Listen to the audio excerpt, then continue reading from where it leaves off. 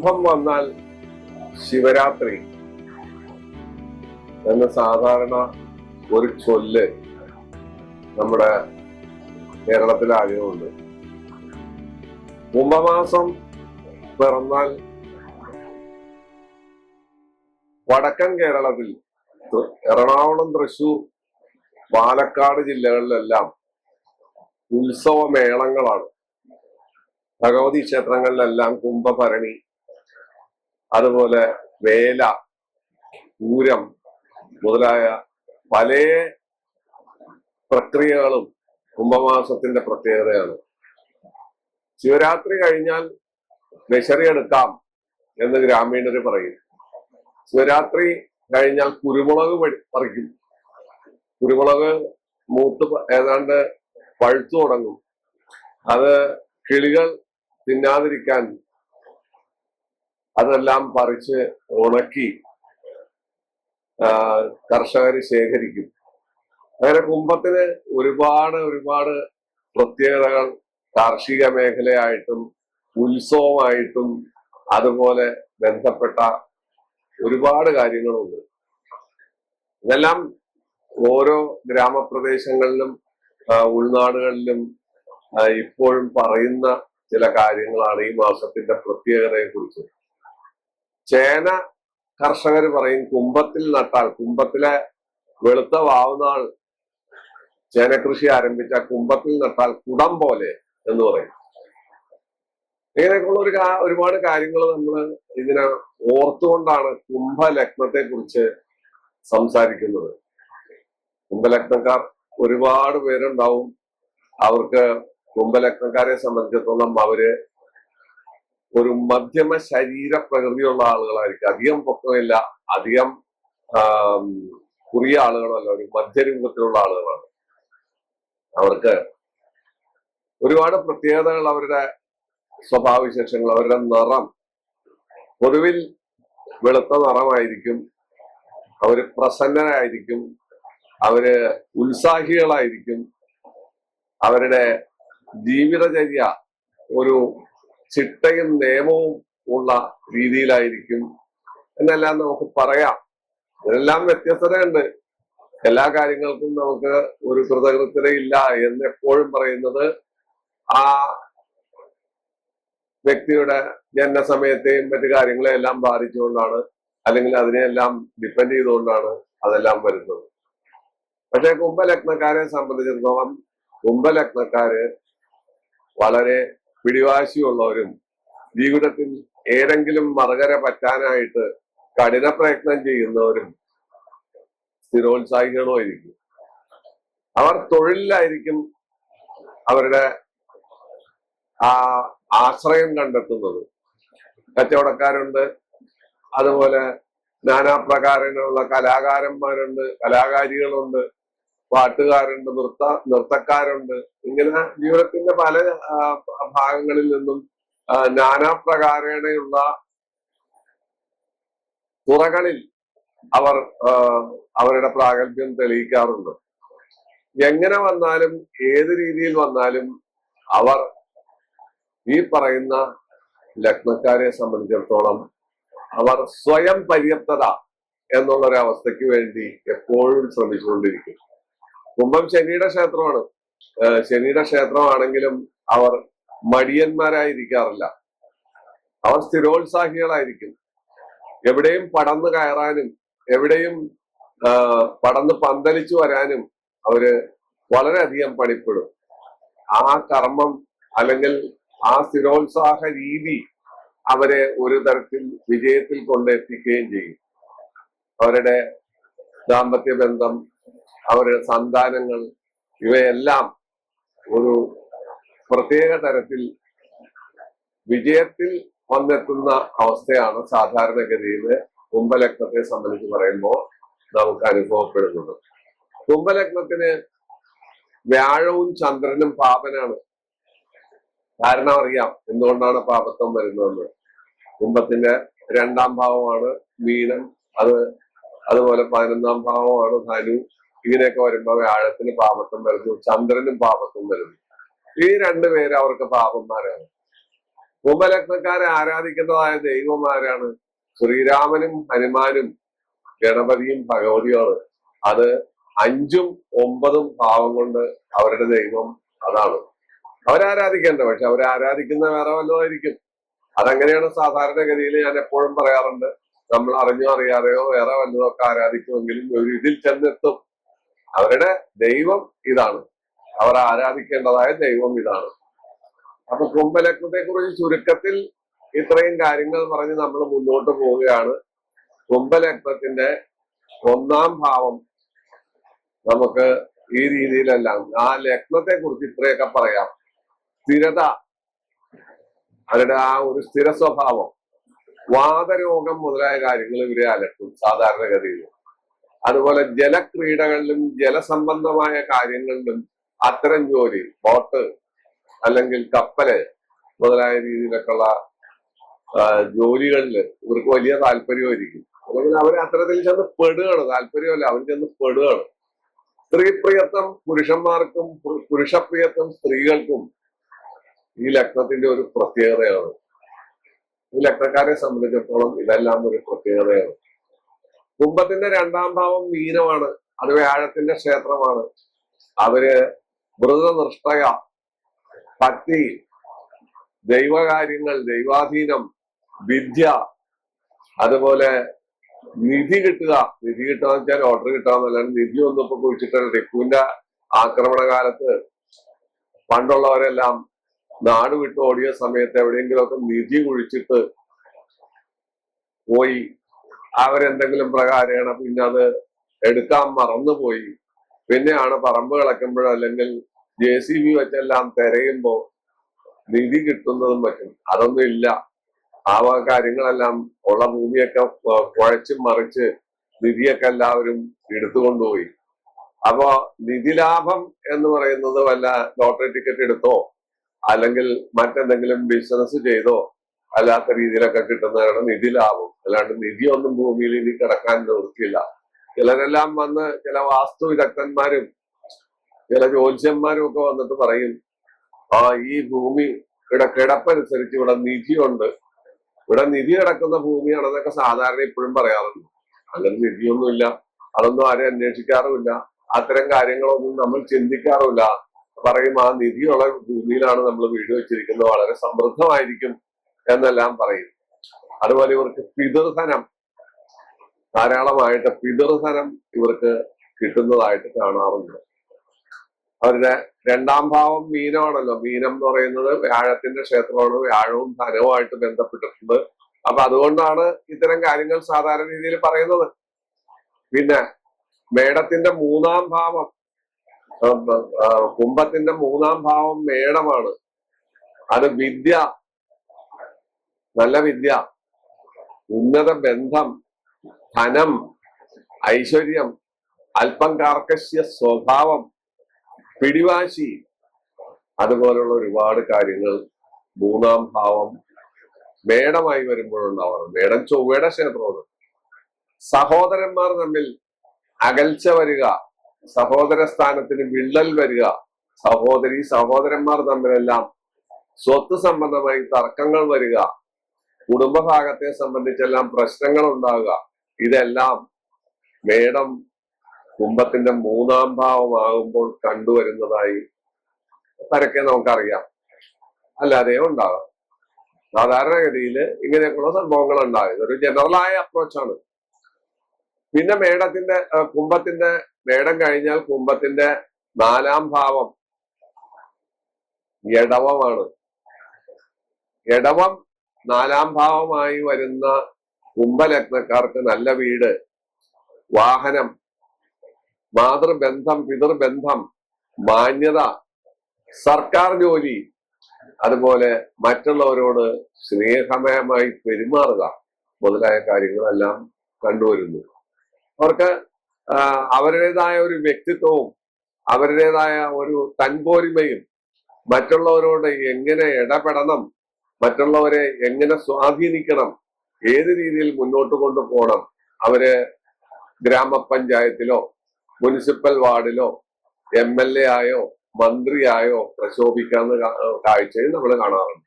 അത്തരക്കാർ ധാരാളം ഉണ്ട്. കുംഭലഗ്നക്കാർ, അവരിൽപ്പെട്ട ആളുകൾ ഈ രീതിയിലൊക്കെ വരാറുണ്ട്. ഇനി കുംഭലഗ്നത്തിന്റെ 5ാം ഭാവം വരുന്നത് മിഥുനമാണ്. അത് ബുധന്റെ ക്ഷേത്രമാണ്.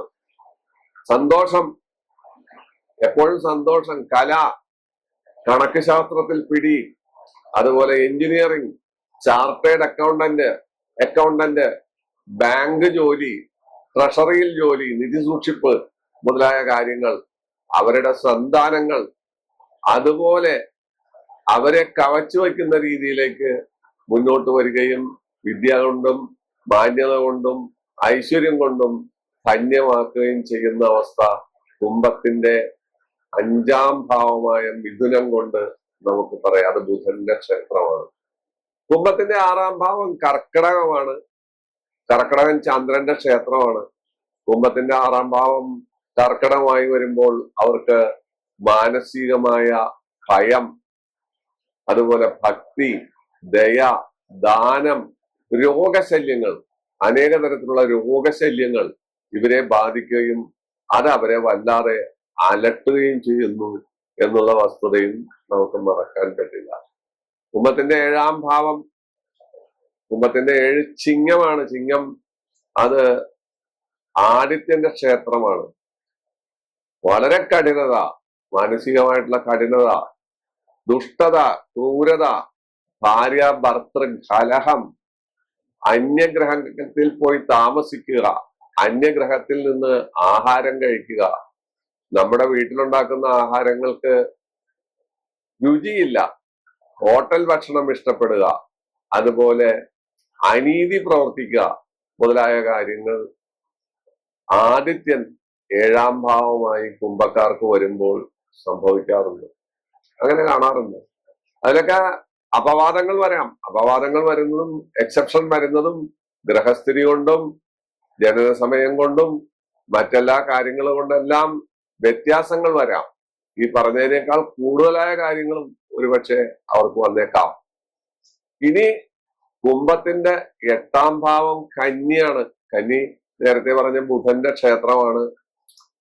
അത്തരക്കാർ സ്ത്രീ വിഷയങ്ങളിൽ അല്ലെങ്കിൽ പുരുഷ പ്രിയത്വത്തിൽ ചെന്ന് പെടുകയും ചതി പറ്റുകയും നാട്ടുകാരുടെ മുന്നിൽ ഹാസ്യ കഥാപാത്രമായി അല്ലെങ്കിൽ കേസ് വഴക്കുകളിൽ ചെന്നപ്പെടുകയും, സ്ത്രീ പീഡന കേസിലോ പുരുഷ പീഡന കേസിലോ രണ്ടും സംഭവിക്കാം, ഇങ്ങനെയൊക്കെയുള്ള കാര്യങ്ങളിൽ ചെന്ന് പെടുക. എന്നാൽ ഇവര് ദേവഭക്തി, ക്ഷേത്രം മുതലായ കാര്യങ്ങളിലെല്ലാം വലിയ വിശ്വാസികളായി അവർ അഭിനയിക്കുകയും നടക്കുകയും ചെയ്യുക. പക്ഷെ അവരുടെ അകത്ത് ഇത്തരത്തിലുള്ള വിചാരാദികളായിരിക്കും. അവര് ചെയ്യുന്ന പ്രവൃത്തികൾ അവര് കരുതും പൂച്ച പാല് കുടിക്കുന്ന രീതിയിൽ കണ്ണടച്ച് ചെയ്യുന്ന കാര്യങ്ങൾ ആരും അറിയില്ലെന്ന് കരുതിയായിരിക്കും അവർ പെരുമാറുക. പക്ഷെ ഇത് ജനം അറിഞ്ഞ് പരസ്യമാക്കുന്ന അന്തരീക്ഷം സാധാരണഗതിയിൽ സംഭവിക്കാറുണ്ട്. ഇവര് ബുദ്ധിമാന്മാരാണെന്ന് നടിക്കും.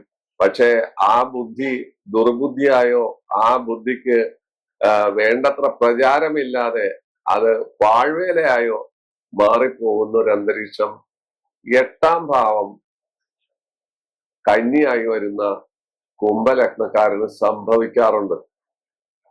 9ാം ഭാവം പൂർവജന്മ സുഹൃതവും ഭാഗ്യവും നിധിലാഭവും അല്ലെങ്കിൽ ലോട്ടറി ടിക്കറ്റ് കിട്ടലും അങ്ങനെയൊക്കെയുള്ള കാര്യങ്ങളാണ്. ഒരുപാട് ഭാഗ്യങ്ങൾ ഇതുമായി ബന്ധപ്പെട്ട് 9മായി ബന്ധപ്പെട്ട് വരും. അവർ നീതിമാന്മാരും മര്യാദക്കാരും ഭാഗ്യവാന്മാരും അല്ലെങ്കിൽ ഭാഗ്യത്തെ തേടി നടക്കുന്നവരും ഈശ്വര ഭക്തന്മാരും ഈശ്വര ഭക്തകളും പൊതുവിൽ അവർ ജനപ്രിയരായിരിക്കും. ജനങ്ങളുടെ ഇടയിൽ അവർക്ക് മാന്യമായ ഒരു സ്ഥാനം ലഭിക്കും. ജനങ്ങൾക്ക് അവർ പ്രിയങ്കരായിരിക്കും.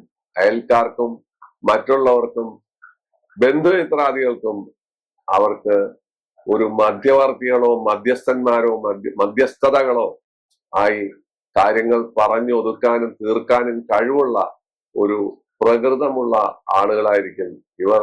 പൊതുജന സേവന രംഗത്തും മറ്റു പല രംഗത്തും തിളങ്ങുകയും ചെയ്യും എന്നുള്ളതാണ് ഏറ്റവും വലിയ പ്രത്യേകത.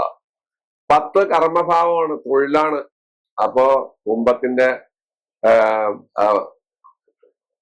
അഷ്ടമം കന്നി കഴിഞ്ഞ് 9 ഭാഗ്യസ്ഥാനം തുലാം കഴിഞ്ഞ് 10 വൃശ്ചികമാണ് ഇവരുടെ കർമ്മസ്ഥാനം, തൊഴില്. പക്ഷെ തൊഴിലിന് വേണ്ടി ഏത് വളഞ്ഞ വഴിയും അവർ സ്വീകരിക്കും, ആരുടെ കാലും കഴുകി കഴിക്കും, ആരെയും അവർ നമ്പും. ക്രൂരപ്രവർത്തികൾ, ജനങ്ങൾ വെറുക്കുന്നതായ ഏർപ്പാടുകൾ, തൻകാര്യത്തിന് വേണ്ടി അവർ ഏത് മോശപ്രവൃത്തികളും ചെയ്ത് തൻ്റെതായ കാര്യങ്ങൾ നേടിയെടുക്കുക.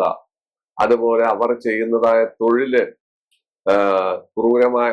ക്രൂരതയോട് അടുക്കുന്നതായ പോലീസ്, പട്ടാളം, NCC, നേവി, അതുപോലെ ജയിൽ വാർഡന്മാര്, അതുപോലെ ഉള്ള ഒരുപാട് തൊഴിലുകളിൽ ഇവർ ചെന്ന് പെടാറുണ്ട്. ബന്ധനം, താടനം മുതലായ കാര്യങ്ങൾ, മറ്റുള്ളവരെ ഉപദ്രവിക്കുക, ക്രൂരമായി ഉപദ്രവിക്കുക മുതലായ കാര്യങ്ങളെല്ലാം ഈ കുംഭലഗ്നത്തിന്റെ 10ാം ഭാവം വൃശ്ചികമായി വരുമ്പോൾ സംഭവിക്കാറുണ്ട്. അങ്ങനെ സംഭവിക്കാതെ ഇരിക്കാറുമുണ്ട്, അതിൽ നിന്ന് മാറ്റങ്ങൾ വരുന്നവരും ഉണ്ട്. പക്ഷെ ഇങ്ങനെയുള്ള ഒരു അവസ്ഥ, കർമാധിപത്യം വൃശ്ചികത്തിന് ചൊവ്വയ്ക്കായതുകൊണ്ട്, അതുപോലെ അഗ്നി സംബന്ധമായ ജോലി മുതലായ കാര്യങ്ങളിലെല്ലാം അവർ ചെന്നപ്പെടുകയും അപകടങ്ങൾ സംഭവിക്കുകയും ചെയ്യുന്ന അവസ്ഥയും അവിടെ സംജാതമാകാറുണ്ട്. 11ാം ഭാവം ലാഭസ്ഥാനമാണ്, അത് ധനുവാണ്. ആ ധനു ലാഭസ്ഥാനം അത് വ്യാഴത്തിന്റെ ക്ഷേത്രമാണ്. സർക്കാർ ജോലി, അതുപോലെ സൽസ്വഭാവം, ദാനശീലം, നാനാപ്രകാരേണയുള്ളതായ ധനലാഭം, ഭൂമി, ഉദ്യോഗം, അതുപോലെ ജലസംബന്ധമായ വസ്തുക്കളിൽ നിന്ന്, കച്ചവടത്തിൽ നിന്ന് എന്ന് വേണ്ട നാനാപ്രകാരത്തിലുള്ളതായ ധനലാഭം 11ാം ഭാവം ധനുവായി വരുമ്പോൾ കുംഭലഗ്നക്കാർക്ക് സിദ്ധിക്കുന്നു. 12ാം ഭാവം ഇവർക്ക് മകരമാണ്. അവിടെയും 12ാം ഭാവം വ്യയസ്ഥാനമാണ്, നഷ്ടം, കൃഷി, അതുപോലെ വനസമ്പത്തുകൾ ശേഖരിക്കുക, അതുപോലെ പാപകർമ്മങ്ങൾ ചെയ്യുക, പാപകർമ്മങ്ങളുമായി ബന്ധപ്പെട്ട് സമ്പാദിച്ച ധനം വ്യയം വരിക, നഷ്ടപ്പെട്ടു പോവുക, ഭൂമി, കച്ചവടത്തിലെല്ലാം ധാരാളം ധനം ലഭിക്കുകയും ആ ധനം അതേ രീതിയിൽ തന്നെ മറ്റുള്ളവരാൽ പറ്റിക്കപ്പെട്ടോ കള്ളന്മാരാൽ അപഹരിക്കപ്പെട്ടോ നഷ്ടപ്പെടുക മുതലായ കാര്യങ്ങൾ 12ാം ഭാവം മകരമായി വരുമ്പോൾ, ശനിയുടെ ക്ഷേത്രമാണ്. തങ്ങളുടെ ശ്രദ്ധക്കുറവ് കൊണ്ടും അലസത കൊണ്ടും മടി കൊണ്ടും പല നഷ്ടങ്ങളും അവർക്ക് വരികയും, എന്നാൽ ഇടയ്ക്കിടയ്ക്ക് ഈ നഷ്ടങ്ങളെ നികത്തുന്ന ഭാഗ്യങ്ങൾ വന്നു പെടുകയും ചെയ്യുന്ന ഒരു സമ്മിശ്രമായ അന്തരീക്ഷമാണ് സാധാരണഗതിയിൽ കുംഭലഗ്നത്തിന്റെ 12ാം ഭാവം മകരമായി വരുമ്പോൾ സംഭവിക്കുന്നത്. ഇതാണ് കുംഭലഗ്നത്തിന്റെ ഒരറ്റം മുതൽ മറ്റൊരറ്റം വരെ ഒരു മനുഷ്യനിൽ പ്രത്യക്ഷപ്പെടാറുള്ള 12 തരത്തിലുള്ള ഭാവങ്ങൾ, 12 ഭാവങ്ങൾ കൊണ്ടുണ്ടാകുന്ന അവസ്ഥകൾ. അതൊരു വ്യക്തിയിൽ ചിലർക്ക് ചില ഭാവങ്ങളുടെ ഫലങ്ങൾ ഏറിയും ചിലത് കുറഞ്ഞും ഇരിക്കും. അതുകൊണ്ടാണ് ഈ പറയുന്ന കാര്യങ്ങളെല്ലാം സമഞ്ജമായി സമ്മേളിച്ച് അതിന്റെ ആകത്തുകയായി നമുക്ക് ഈ ലഗ്നത്തിന്റെ ഫലം, ഇതിന്റെ അല്ല എല്ലാ ലഗ്നത്തിന്റെയും ഫലം കിട്ടുന്നത്. നമ്മൾ പറയുമ്പോൾ 12 ഭാവം കൊണ്ട് 12 രീതിയിലുള്ള, 12 അല്ല 12,000 രീതിയിലുള്ളതായ ഫലങ്ങൾ നമുക്ക് പറയാൻ പറ്റും. പക്ഷെ ഇതെല്ലാം കൂടി കൂട്ടിക്കുഴച്ച് ആകത്തുകയാക്കിയിട്ടാണ് ഒരു വ്യക്തിയുടെ വ്യക്തിത്വം നമ്മൾ കണ്ടെത്തുന്നത്, അയാളിൽ അത് പ്രകടമാകുന്നത്. അത് പ്രത്യേകം മനസ്സിലാക്കണം. കാരണം നമ്മൾ 12ാം ഭാവം കൊണ്ട് ശനിയുടെ ക്ഷേത്രമാണ് ഇത്രയും കാര്യം പറഞ്ഞു, ഇത് മാത്രമാണോ ഫലം? അല്ല. 1ാം ഭാവം കൊണ്ട് നമ്മൾ പറഞ്ഞതും 12 വരെയുള്ള ഭാവങ്ങൾ നമ്മൾ പറഞ്ഞതുമായ കാര്യങ്ങളുടെ ആകത്തുകയാണ് ഒരു വ്യക്തിയുടെ ജീവിതം, ഒരു വ്യക്തിയുടെ ജീവിതചര്യ, അയാളുടെ സഞ്ചാരം. പ്രത്യേകിച്ച് കുംഭലഗ്നത്തിന്റെ കാര്യത്തിൽ, ശനിയുടെ ക്ഷേത്രമായ കുംഭത്തിന്റെ കാര്യത്തിൽ ഇത്തരം കാര്യങ്ങൾ വളരെ സസൂക്ഷ്മം വീക്ഷിക്കേണ്ടതാണ്. അല്ലെങ്കിൽ നമുക്ക് തെറ്റ് പറ്റാം. ഇതാണ് ഇന്നത്തെ വിഷയം. ഈ വിഷയം നിങ്ങൾക്ക് ഇഷ്ടപ്പെട്ടു എന്നുള്ള വിശ്വാസത്തോടു കൂടി തൽക്കാലം വിട പറയുന്നു. എല്ലാ ഞായറാഴ്ചകളിലും ബുധനാഴ്ചകളിലും നമുക്ക് വേണ്ടപ്പെട്ട ഇത്തരം അധ്യായങ്ങൾ പറഞ്ഞുകൊണ്ടേയിരിക്കാം. അറിവ് പകരുന്ന അധ്യായങ്ങൾ, അല്ലാതെ ആരെയും പറ്റിക്കുന്ന അധ്യായങ്ങളല്ല. ഈ അധ്യായം കണ്ടു കഴിഞ്ഞാൽ നമുക്ക് നിധി കിട്ടും, അല്ലെങ്കിൽ ലോട്ടറി കിട്ടും, അല്ലെങ്കിൽ വേറെ വല്ലതും സംഭവിക്കും, അല്ലെങ്കിൽ ഉയർച്ചയാണ്, അല്ലെങ്കിൽ പെട്ടെന്ന് നോക്കിക്കോളൂ ഈ നക്ഷത്രക്കാർക്ക്, ഇതിൽപ്പെട്ട നക്ഷത്രക്കാർക്ക് ഉയർച്ച വരുന്നു, മറ്റത് മറിച്ചത് എന്നെല്ലാം പറഞ്ഞ് മറ്റുള്ളവരെ വെറുതെ മോഹിപ്പിക്കുന്ന എപ്പിസോഡുകളല്ല. ഇതെല്ലാം പഠനാർഹമാണ്. വർഷങ്ങൾ കഴിഞ്ഞാലും ഈ എപ്പിസോഡുകൾക്ക് ആയുസ്സുണ്ടാകും, ഇത് നിലനിൽക്കും എന്ന് പറഞ്ഞുകൊണ്ട് അവസാനിപ്പിക്കുന്നു. വീണ്ടും അവസാനത്തെ എപ്പിസോഡിനായി നമുക്ക് കാത്തിരിക്കാം. അടുത്തത് മീനലഗ്നമാണ്. അത് കഴിഞ്ഞാൽ 12 അധ്യായങ്ങളും അവസാനിക്കുന്നു. നന്ദി, നമസ്കാരം.